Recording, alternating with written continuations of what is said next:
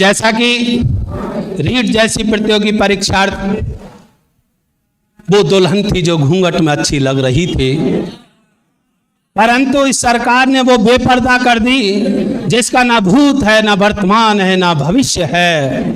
फिर भी हम उस भविष्य को पुनः निर्मित करने का प्रयास कर रहे हैं, क्योंकि हमारे पास में जब BSTC की है तो हमारे पास में आधार और लक्ष्य भी एक ही है कि हमें मास्टर बनना है। जब BSTC की है तो मास्टर बनना है। अब ये सरकार का काम है, वो क्या करती है? हमारा काम है कि हमको पढ़ना है, हमको पढ़ना। इसी के साथ में मैं कुछ चिंतन करना चाह रहा हूं आपके सामने।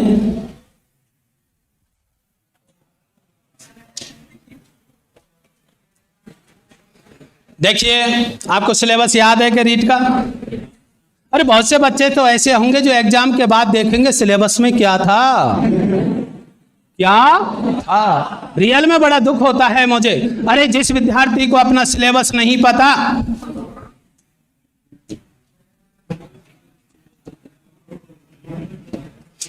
जिस विद्यार्थी को अपना सिलेबस नहीं पता उसे टॉपिक क्या पता होगा? जिसको टॉपिक नहीं पता उसे कंटेंट क्या पता होगा? जिसको कंटेंट नहीं पता उसे सब्जेक्ट मैटर क्या पता होगा? और जिसको सब्जेक्ट मैटर ही नहीं पता उसे ऑब्जेक्टिव क्या पता होगा? जिसको ऑब्जेक्टिव ही नहीं पता वो खाक नौकरी लगेगा, आया ना? सबसे पहले सिलेबस याद करो, फिर टॉपिक, फिर कंटेंट, फिर सब्जेक्ट मैटर, फिर ऑब्जेक्ट। नंबर 1, हमारी सफलता का प्रथम अध्याय विषय वस्तु होती है, पाठ्य वस्तु होती है। और आपके पास में यदि इसका मैटर ऑथेंटिक, सत्यापित, प्रमाणिक NCERT के द्वारा सत्यापित है तो समझो आधी नौकरी तो मैटर कलेक्शन होने से लग गई। क्योंकि हम इतने ग्रंथ सजाते हैं टेबल कुर्सी पर, लेफ्ट राइट जो भी कलर दिखता है आ खरीदूं, अलमीरा में जा आ जा, टेबल पर आ जा, पढ़ेंगे जब देखी जाएगी। खरीदने में लगा हुआ ये विद्यार्थी। सुन, इसके लिए मैं आपको हिदायत दे रहा हूं, NCERT की पुस्तक लेके आ जाओ। आज से और अभी से 5th से लेकर 6 से लेकर 8 तक ले आओ। हिंदुस्तान में जितने भी शिक्षक बनते हैं वो NCERT से बनते हैं। जितना भी प्रमाणिक उत्तर माना जाता है वो NCERT का माना जाता है। ये एक बहुत अच्छा सशक्त साधन है। नेक्स्ट, टेक्स्ट बुक पढ़ो आप, टेक्स्ट बुक। तीसरी, हालांकि आपको गाइड पढ़ने की आदत है, कोई बात नहीं, एक गाइड ले आओ मार्गदर्शन के लिए। जो एक गाइड में लिखा है वो सब में, जो सब में लिखा है वो एक में, शब्द को तोड़ा मरोड़ा जाता है, अर्थ वही रहता है। एक गाइड लाओ और एक गाइड को ही इतना पढ़ो, इतना पढ़ो, इतना पढ़ो कि गाइड भी कह उठे काश मुझे गाइड ना बनाया होता। आया ना? उसको RQ फैक्टर से पढ़ो, RQ फैक्टर से। कौन से फैक्टर से? रिपीट करो, रिकॉल करो, रिमेंबर करो। रिपीट करो, रिकॉल करो, रिमेंबर करो, बताएंगे। इसके बाद में आपकी क्लास में जो फैकल्टी आती है, टीचर आते हैं, लेक्चरर, प्रोफेसर जो भी आते हैं, उन्होंने अपने जीवन के कई वसंत पढ़ने पढ़ाने में लगाए हैं। उनका अनुभव, उनकी विषय वस्तु, उनका सुझाव, उनकी सामग्री को आत्मसात करो। कहते हैं कि देश के प्रथम नागरिक राष्ट्रपति कोविंद जी ने भी कहा है, जो विद्यार्थी कक्ष में शिक्षक के एक एक शब्द को अवधान ध्यान पूर्वक नहीं सुनता है वो कभी भी लक्ष्य की प्राप्ति नहीं करता है। एक एक शब्द को सुनो, यह चांस मिला है, डेस्टिनी घर वालों ने आपको दी है, तो उसको एक एक शब्द को सुनो। बहुत से बच्चे बंक कर जाते हैं क्लास में टीचर को छोड़ के। अरे भाई, उसने अपने जीवन के 40 वसंत लगा दिए, उसका ज्ञान आपको अल्प राशि में इस मंच पर मिल रहा है, ये बड़े सौभाग्य की बात है। मुझे कोई अकेला पढ़ने आएगा, लाखों रुपए दे तो नहीं पढ़ाऊंगा।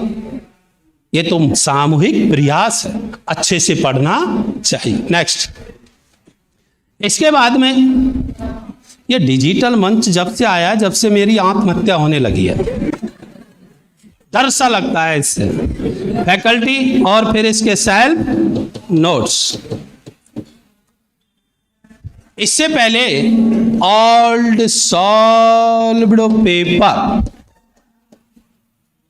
CTET RTET UP MP Haryana Punjab Rajasthan कहीं से भी शिक्षक भर्ती प्रतियोगी परीक्षा हुई है, चाहे थर्ड ग्रेड हो, उसके अंदर जो भी क्वेश्चन अब तक आए हैं वो अपनी टेबल कुर्सी पर सॉल्व सहित होने चाहिए, ताकि पता लग सके प्रश्न की प्रकृति क्या होती है, ताकि पता लग सके ऑब्जेक्टिव की प्रकृति क्या है, ताकि पता लग सके कि जो प्रश्न अब तक पूछा गया है वो हमारे पाठ्य वस्तु विषय वस्तु जो हमने टेबल पर सजा रखी है उसमें है या नहीं है। और जब नहीं है तो कोई काम की नहीं है, और है तो फिर इस समस्त विषय वस्तु को टेबल पर रख कर के रिपीट करो, रिकॉल करो, रिमेंबर करो। किताब और पुस्तक सब पराई होती हैं, और पराए कभी अपने नहीं होते, कांटों की भांति होते हैं जो दामन थामने के काम आते हैं। अपना वो होता है जो हमारे स्मरण में होता है, चिंतन में होता है, बुद्धि में होता है, विवेक में होता है, और जो हमारे स्मरण में है वही ऑब्जेक्ट को हल कराएगा, वरना कोई काम का नहीं है। इसको स्मरण में लाओ, और कब आएगी? रिपीट, रिकॉल और रिमेंबर से आएगी। नेक्स्ट देखिएगा, सेल्फ नोट्स।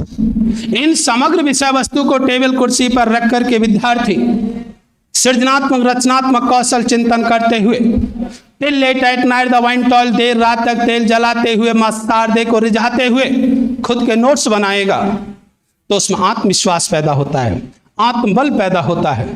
क्योंकि जब परीक्षा के 2 महीने रहते हैं तब विद्यार्थी मनोवैज्ञानिक रूप से दबाव में आता है, मनोविकारी रोग जन्म लेते हैं, चिंता, दुश्चिंता, भगनासा, कुंठा, फोबिया आदि आदि। इससे बचने के लिए आपका नोट्स बहुत जरूरी है, क्योंकि उसमें विश्वास रहेगा, अरे यार सब कुछ जो लिखा है मेरे नोट्स में है, सब कुछ लिखा है वो मेरे नोट्स में है, इसी को पढ़ के चला जाऊंगा, सिलेक्शन हो जाएगा। जो नोट्स नहीं बनाता, टेबल पर सैकड़ों पुस्तकें रखी, अब सोचता है जब मैंने 20 साल तक ही नहीं पढ़ पाया, अब कौन सा पढ़ू पाऊंगा। जा गहलोत, वसुंधरा के राज में नौकरी लगूंगा, जा, हाँ या ना। और प्रतियोगिता से वो एकदम अलग हो जाता है, एकदम। सही है गलत है? इसलिए इस विषय वस्तु को पढ़ो।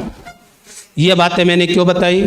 कम से कम एक कौशल रणनीति होनी चाहिए। और वास्तव में रीट में सिलेक्शन ही लेना है तो देखो यहाँ है, देखो यहाँ,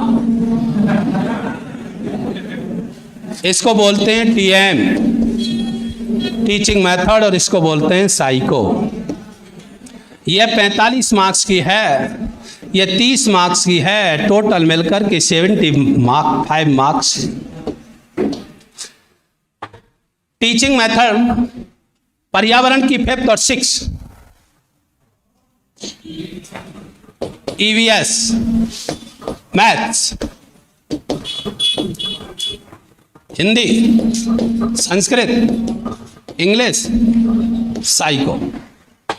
इसकी 5th यूनिट, इसकी 6th unit, 5th, 6th, 5th, और ये भी 5th और 6th। ये दोनों 10 अंक की है। 10, 10, 10, 30 हो गए, 40 हो गए, 50 हो गए, और ये क्या हो गए? कितने हो गए? अरे बोलो, 60 अंक हो गए। इसमें से आप एक लोगे, या हिंदी लोगे, या संस्कृत, इंग्लिश, इसमें से एक लोगे आप, तो 50 रह गए ना। और बोलो रह गए क्या नहीं? तो टीचिंग मेथड कितने अंक का है? और बोलो 50 अंक का। साइकोलॉजी में थोड़ा सा इस यूनिट में पढ़ा देंगे तो 5 अंक तो रह गए, उसमें भी मेथड है। अरे 6 नंबर की यूनिट मेथड है, मेथड लोगों को पता ही नहीं है आज तक। ऐसे ही ये सब 10-10 यूनिट की जो है, ये सब टीचिंग मेथड, पेडागोजी, शिक्षण शास्त्रीय मुद्दे फर्स्ट और शिक्षण शास्त्रीय मुद्दे सेकंड आदि के नाम से जाना जाता है। लोगों को पता ही नहीं है, बेचारे टीचिंग मेथड पढ़ने आते हैं। या टीचिंग मेथड, आगमन, निगमन, संश्लेषण, विश्लेषण, ले सहायक सामग्री और ले जा, और बेचारा खुश होकर 4 पन्ने से घर चला जाता है। क्वेश्चन सही होता है एक, और फिर कहता है मैं क्या हुआ, फेल हो गया। अरे तू ऊपर से नहीं, नीचे से 10 टॉप में आना था, तू आया ही वही था पढ़ने। सिलेबस उठा लेना, शिक्षण विधि शब्द नहीं लिख रहा उसमें, बच्चा पढ़ता वही है, गलतफहमी का शिकार है, अज्ञानता की मनोग्रंथि है। क्योंकि रीट लेवल के फर्स्ट के बच्चों को मैं नगर पालिका का मैसी फर्गूसन ट्रैक्टर कहता हूं, जो काम करता है कम और आवाज करता है। इन्हें उस नवेली दुल्हन कहता हूं जो रोटियां बेलती है कम और चूड़ियों की झनकार सुनाती है। आया ना?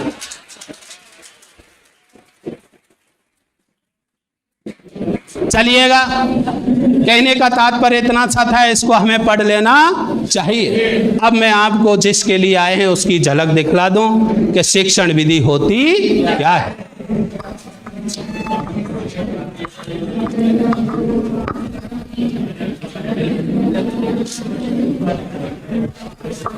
देखिएगा, कुछ नहीं करना आपको, सभी विधियों का एक साथ करा रहा हूं, पांचों को। पढ़ो या मत पढ़ो, देखो। एक होता है शिक्षण शास्त्र बोलते हैं, इसे शिक्षा का शास्त्र बोलते हैं, इसे इंग्लिश में पेडागोजी बोलते हैं। जल्दी देखें आप, पेडागोजी कौन सी गोजी?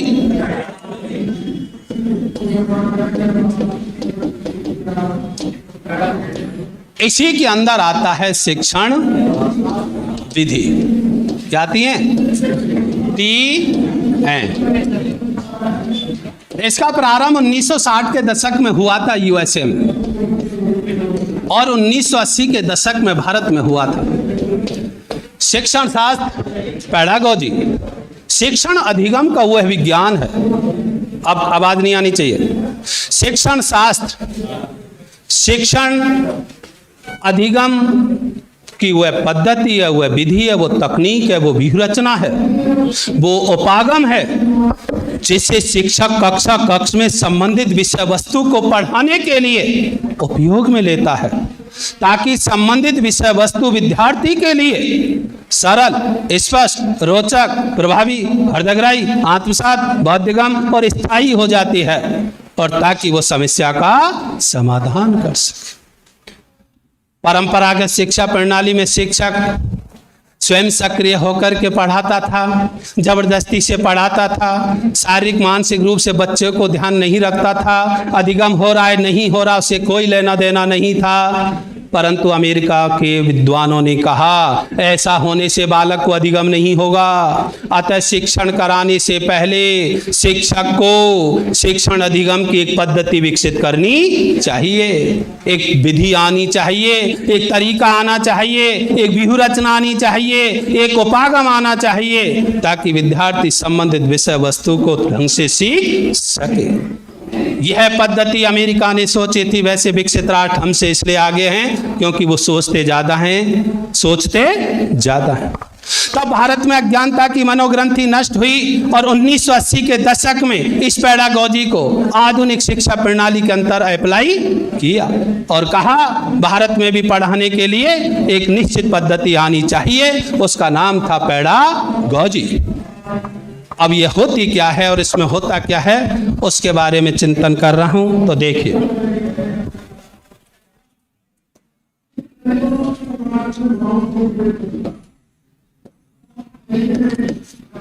यहां संस्था प्रधान है, जैसा कि मैं प्रदर्शन कर रहा हूं। अरे यार,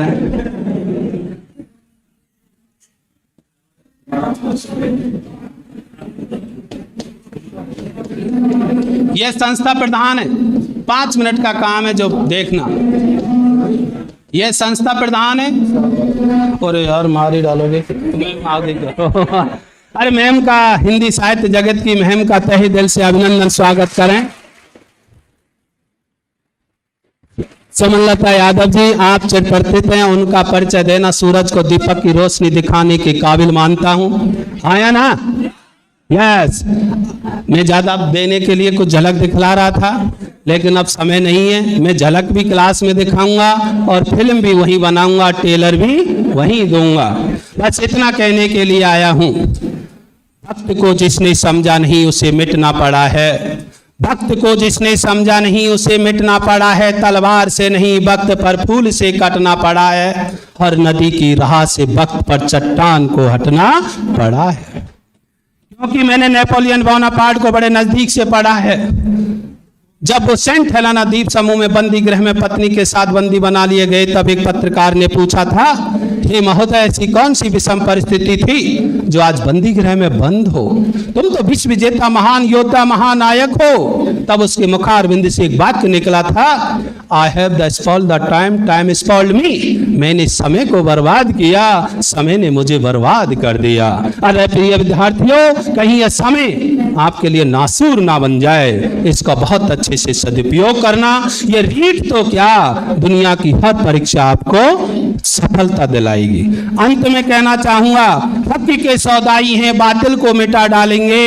हक के सौदाई हैं, बातिल को मिटा डालेंगे। जिस दौर को चाहा है उसे मिटा डाला है, आगे भी जिस दौर को और चाहेंगे उसे भी मिटा डालेंगे, उसे भी मिटा डालेंगे। ये संस्था प्रदान रह जाएगा या साफ हो जाएगा? हाँ, ठीक है। हाँ, मैं कर लूँगी। Thank you. हाँ जी।